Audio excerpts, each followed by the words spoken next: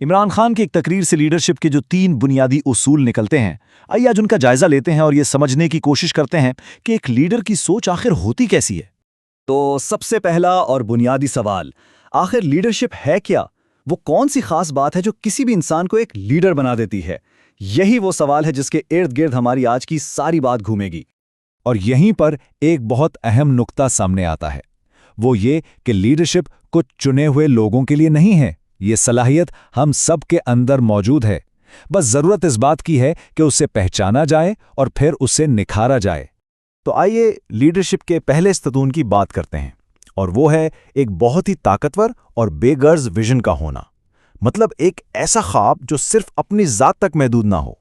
دیکھیں، لیڈر کا خواب کبھی بھی چھوٹا یا ذاتی نہیں ہوتا، یہ ہمیشہ اپنی ذات سے بڑا ہوتا ہے۔ یہ قوم کے لیے ہوتا ہے، معاشرے کے لیے ہوتا ہے۔ ایک لیڈر وہ خواب دیکھنے کی ہمت کرتا ہے جسے دیکھ کر عام لوگ ڈر جاتے ہیں یا اسے ناممکن سمجھ کر چھوڑ دیتے ہیں۔ اور یہاں علامہ اقبال کے شاہین کی مثال بالکل فٹ بیٹھتی ہے۔ شاہین کیا کرتا ہے؟ وہ ان زنجیروں کو توڑ دیتا ہے جو اسے زمین سے باندھے رکھتی ہیں۔ وہ روایتی راستوں پر نہیں چلتا۔ بالکل اسی طرح ایک لیڈر بھی سب سے اونچی اڑان بھرتا ہے کیونکہ اس کے خواب بڑے ہوتے ہیں۔ اچھا، ویژن تو ہو گیا، اب آتے ہیں دوسرے ستون کی طرف، اور وہ ہے جد و جہد سے پیدا ہونے والی طاقت۔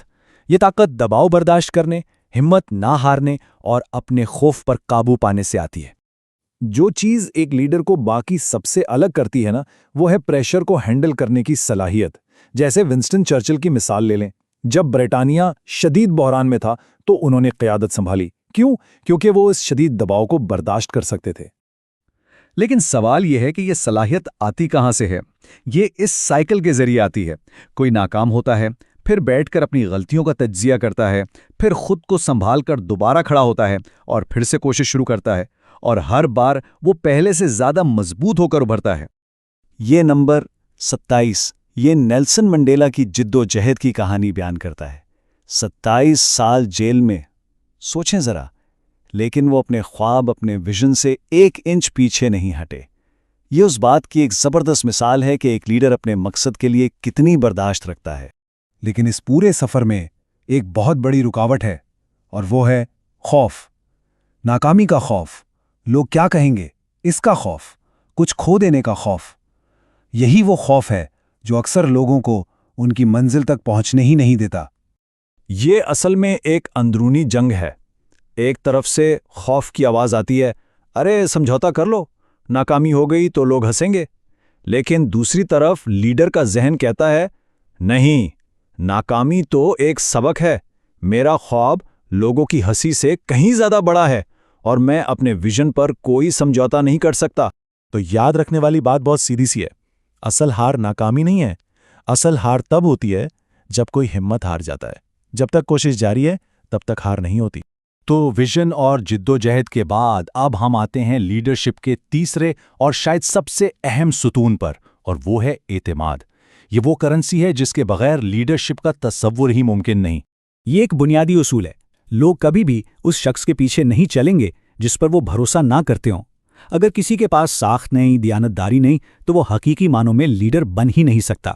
تاریخ اٹھا کر دیکھ لیں، قائد اعظم محمد علی جناح، جن کے بدترین سیاسی مخالف بھی ان کی ایمانداری کی گواہی دیتے تھے، یا پھر ہمارے پیارے نبی حضرت محمد صلی اللہ علیہ وسلم، جنہیں نبوت سے پہلے ہی صادق اور امین یعنی سچا اور امانت دار کہا جاتا تھا۔ اعتماد ہمیشہ سے عظیم رہنماؤں کی سب سے بڑی پہچان رہا ہے۔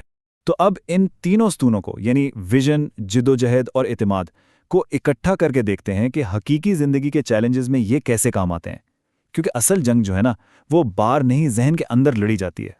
اس کی ایک بہترین عملی مثال کینسر ہسپتال کی تعمیر کی کہانی ہے۔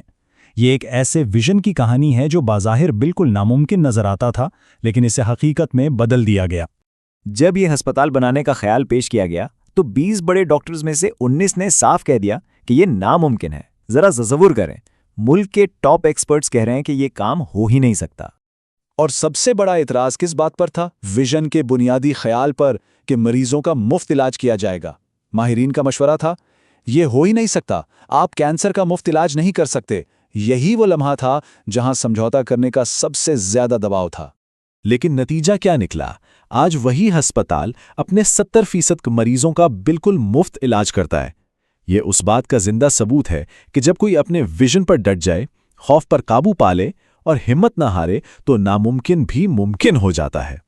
तो इस सारी गुफ्तगू का खुलासा इस एक जुमले में है, असल लड़ाई जिस्मानी नहीं ज़हनी है। जो ख्वाब देखा जा सकता है उसे हासिल भी किया जा सकता है। तो आखिर में ये सवाल हम सब के सोचने के लिए हैं कि आखिर वो कौन सा बड़ा ख्वाब है जिसे देखने से खौफ आड़े आ रहा है।